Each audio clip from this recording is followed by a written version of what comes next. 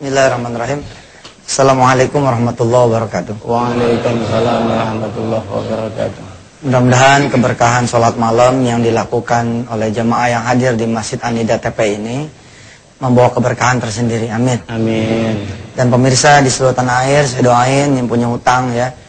Mudah-mudahan Allah Subhanahu wa taala ngejabah doa ibu dan bapak semua. Amin.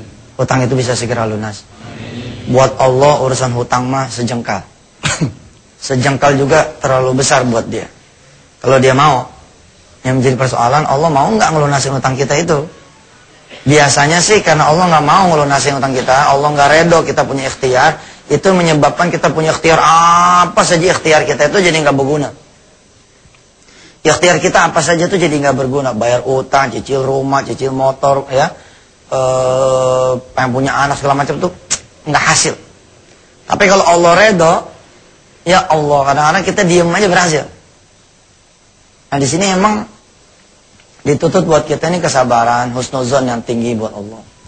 Dan saya perlu mengingatkan kepada pemirsa semua, bahwa yang lebih terpenting itu sebenarnya bukan bisa bayar utang atau tidak, tapi mengetahui apa pasal kita punya hutang dan kenapa kita punya hutang nggak kebayar, itu yang lebih penting. Alhamdulillah saya sudah mengantar sedikit tentang pertanyaan itu buat pemirsa semua berseri-seri ya. Kurang lebih ada kali 10 seri ini. Iya, ya. Hampir 2 bulan ini. 2 bulan ini. Insya Allah kita akan fokus pada hari ini tentang bagaimana sih kira-kiranya dengan matematika sedekah ini. Sedekah bisa kita bantai. Sedekah kita bisa. Nah, iya. Bahasanya kacau banget. Iya benar, sedekah itu kan sekali kepruk beres sebenarnya kalau kita bantai. Kita benar-benar mau. Nah yang pertama kan sudah kita belajar kan, kita ngenolin dengan salat taubat. Kemudian kita kejar terus ya, wa'at bi'is sayyi'atal hasanata tamhuha. Kita kejar. Salat yang tadinya belang-belentong kita benerin. Salat sunnah yang tadinya ada kita adain. Dan segala rupa kebaikan kita kejar. Insyaallah ba'da ini kita akan selesaikan matematika hutang. Baik Ustaz, sebelum dilanjutkan kembali tentang apa sih matematika hutang itu, kita akan lanjutkan setelah pesan-pesan berikut ini. Pemirsa yang dirahmati Allah Subhanahu wa taala, kita jumpa kembali dalam nikmatnya sedekah. Ustaz, tadi sebelum segmen ini ada satu ungkapan yang luar biasa dari Ustaz. Yang penting bukan bagaimana hutang kita lunas. Nah, itu maksudnya bagaimana Ustaz? Iya, yang penting tuh tobatnya dulu. Apa aja masalah kita itu urusannya karena memang kita punya salah, kita punya dosa. Percaya omong saya. Ya. Dan kalaupun itu adalah ujian, tetap kita juga harus bertobat. Karena banyak orang tuh nggak nerima diuji. Nggak nerima dia diuji sayang sama Allah, diuji senang sama Allah, diuji kesusahan tuh nggak semua orang nerima. Dan karena itu kita harus bertobat. Saya bacain satu ayat yang mudah-mudahan bisa pemirsa pegang ayat ini. Surah Al-Baqarah 281. A'udzubillahi minasyaitonirrajim. Wattaqu yawman turja'una fihi ila Allah. Thumma tuwaffa kullu nafsin ma kasabat wa hum la yuzlamun. Takutlah kamu, kata Allah, pada satu hari di mana kalian semua akan dipulangin kepada Allah. Kemudian diwafatkan setiap jiwa dan dibalas apa-apa yang sudah dia lakukan dan dia tidak akan dizalimi sama sekali. Ini yang harus lebih kita khawatirin. Insyaallah deh, habis azan, habis sholat subuh, kita sama-sama bahas tentang matematika sedekah di urusan hutang. Insya Allah. Baik pemirsa, jangan kemana-mana dulu. Setelah azan kita akan kembali lagi. Dan saat ini kita dengarkan kumandang azan. Insya Allah kita akan sama-sama sholat subuh di Masjid An-Nida TPI. Insya Allah kita akan kembali setelah berikut ini.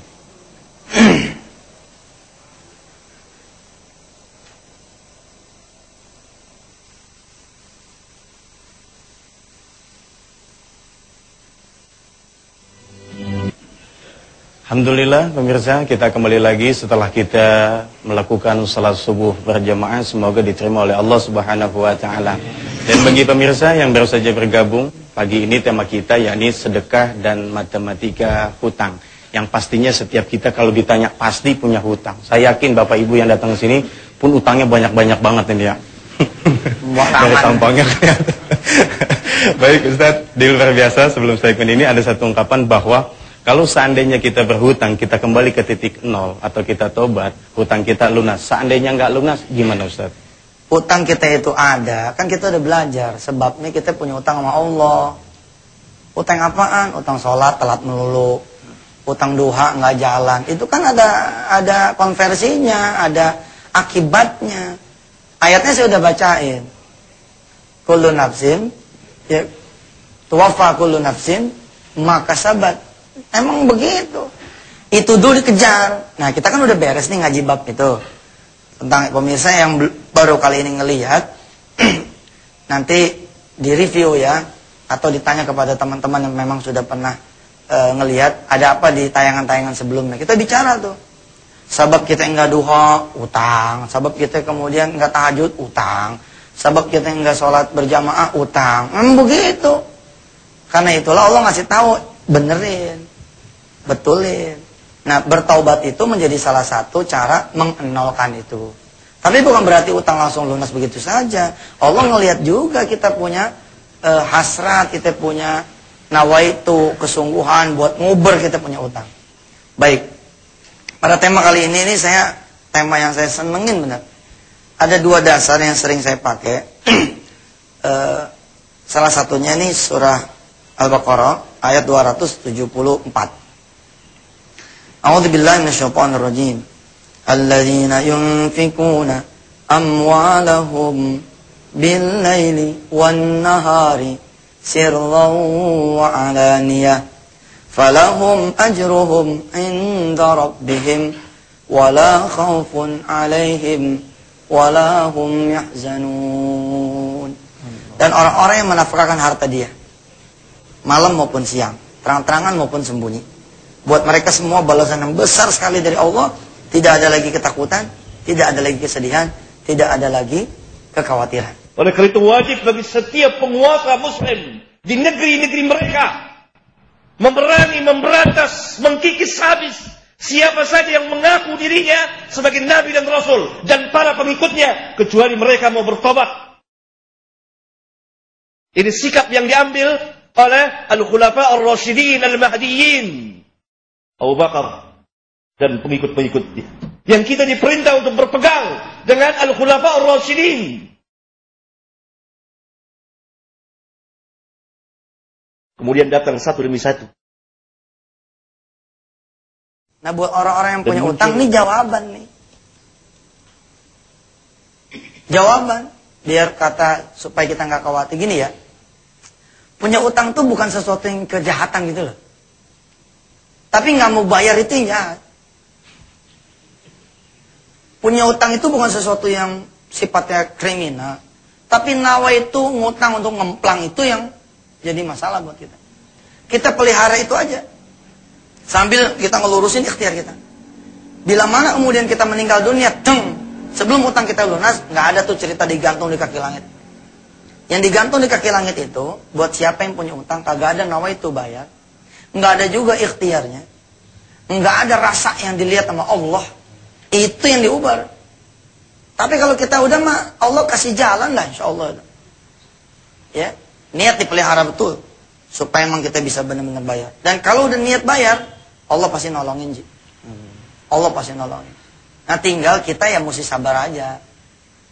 Namanya gue punya utang, lo ditagih kan. Namanya gue ditagih ya terimain aja. Namanya gue diomelin ya terimain. Baru diomelin. Saya pernah kok gitu. Bukan pernah, sering. Saya datang ngadep minta maaf. Habis kita. Habis dah pokoknya kupingnya kayak apa pedasnya. Udahannya mbak, coba udahannya nih. Dia manggil istrinya. Bu, ini. Sob, mau makan apa lo? Coba. Habis diomelin suruh makan. Nah. Lah emang begitu. Itu kan udah menjadi nafsunya orang ketika dia nagih kita nggak ada. Emang dia begitu. Yang salah siapa? Yang salah kan kita nggak bayar kan. Kalau kita bayar kan masa ya kita diomelin? Kan nggak mungkin gitu. Nah saudara-saudara pemirsa yang dirahmati Allah. Sekarang kita masuk ke bab berikutnya. Bab berikutnya ini di surah Al-An'am.